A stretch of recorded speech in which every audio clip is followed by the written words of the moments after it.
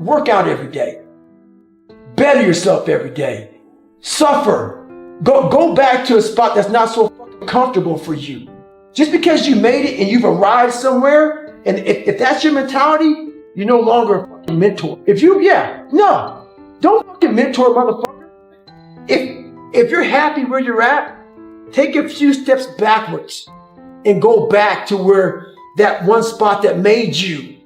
That spot that made me was that time on the couch, I'm sitting with fucking chocolate milkshake, 297 pounds. I can't go back to 297, but I can go back to how that time felt, because that's when I was the hungriest. We lose the hunger and then we go into mentoring people. I'm mentoring you from a nice 72-degree temperature room. Everything is great. I'm making millions of dollars and people are mentoring people. That's great. What did you do today to get uncomfortable? What did you do today to earn that manhood? What did you do today to mentor my ass? What did you do today? I don't give a fuck what you did 20 years ago. If you're not doing it now, stop mentoring motherfucker. Retire. And say, hey, young man, I don't know anymore. I'm now comfortable. You need to be in a spot that's hungry. It's a fucking thin line, man. I walked it. When I invented the accountability mirror, I walked it hardcore, and you have to walk it, because we live in a world where you have to love yourself, and it's important to love yourself. I'm all about that. You gotta, but we also live in a world where if it helps me to help you, I help you. Some selfish love. So yeah, back to your question, the accountability mirror is something that you have to be so real and raw, and you can't talk to yourself in a nice way. But you can't get so bad in that accountability mirror where you get it twisted and you start putting yourself down all the time.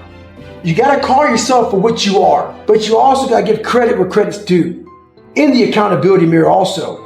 So when I did the accountability, I was like in high school when I did this shit, and I was a fucking character. I was a liar, I was a character, I was a cheat.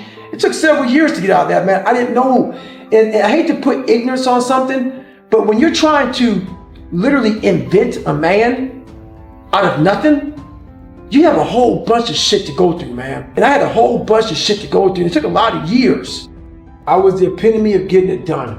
I wasn't proud of how I got it done. I wanted to be proud of it. I wanted to earn. I wanted to earn how I got it done. Yeah. That was the thing, man. That's what bothered me. Back to the accountability mirror, you have to call yourself out for what you are. And at that time, I called myself out. But you also have to be careful for a lot of people getting this mentality of, we live in a world a lot of times now where people don't believe they're good enough ever. And they continuously talk about this, I'm not good enough. I'm not good enough. I'm never gonna be good enough. If that's your accountability mirror, that's not how you do that. Call yourself out for who you are at that time. Be real with yourself, be honest. And then start to fix that and change. So the most important conversation is when you have yourself. You have to change that conversation. If you're a negative person and all you talk about is, I'm not good enough here. That person, that's not how that works. That accountability mirror has two sides to it. You call yourself out, and you also start to have these small victories. The small victories, don't have this big grandiose, like, I want to be a Navy SEAL. Trust me, man, don't do what I did. I had very limited time to do what I did. So my accountability mirror became huge and grandiose. It's too much for the brain to comprehend. The brain can comprehend, if I had to lose 106 pounds in less than 3 months, which I did, that's too much.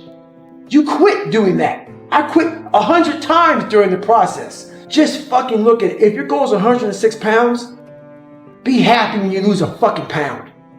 Progress is always about moving forward, not moving back, not staying stagnant, moving forward, even if it's one small step at a time. I've been stretching out now for almost 6 years. I take all these steps back, but I see that I'm going forward. My body's trying to go forward. I've been patient and patient. I've been doing this for almost 6 years.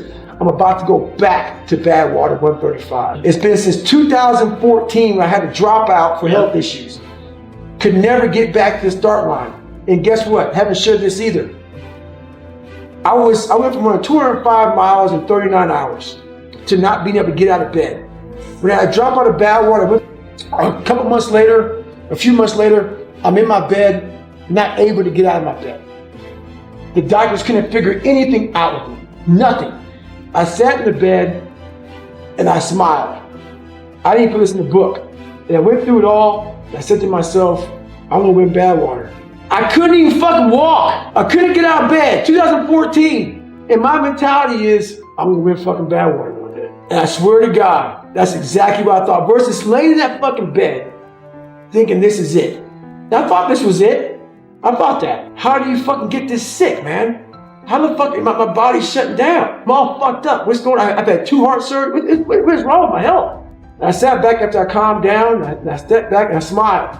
I'm in the bed, I said, you know what? This is it. You can win Badwater one day, brother. Championship caliber people understand how to create momentum. They understand how to pull themselves out of the mud, out of the shit, and move themselves forward when they don't feel like. They understand that creating momentum is very simply being able to force yourself through some things that you don't want to do for a few days in a row. Sometimes it might be 2 or 3. Sometimes it might be 14 or 15 or 16 days. But once you get through that period of time, you have now cultivated a tremendous amount of momentum. And championship caliber people understand how to do this. They understand how to exercise their discipline to make sure that they force themselves through the first gauntlet, so to speak, that they're going to have to get their lives in motion. And so this is something that they all understand. And all the people on that level get it. Okay. They know how to take themselves from 0 or even negative momentum and literally creep their way and force positive momentum. Now, if you completed 75 hard, you understand what I'm talking about.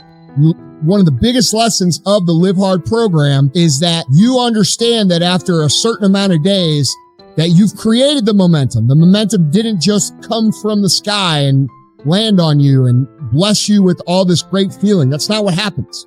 What happens is we create it through our actions. They learn what to do when they get stuck in the mud, okay? And most people don't. Most people get stuck in the mud and they stay there year after year after year after year. Once in a while, maybe every 4 or 5 years, they get lucky and catch some momentum. And then they spend, the next 3 years figuring out how the fuck that happened. Well, it's very simple. You created it. You created it because you exercised just enough discipline to pull yourself out, get yourself going. And you're mistaking your actions to create it as some sort of gift from the universe, which it's not. All right. So this is something that champions all understand. They understand how to manufacture momentum. They understand to not fuck with their momentum once they've created it. They don't intentionally do things to pull themselves off.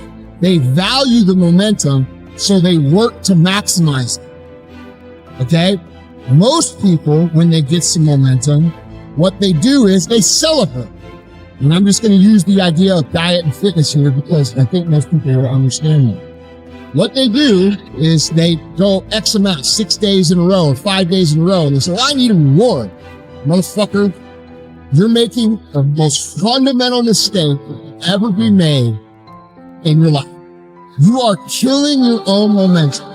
You just worked 6 days to get your shit together, and now you're going to go out and jump right back into that life that you left 6 days ago that was making you miserable, which made you take action anyway.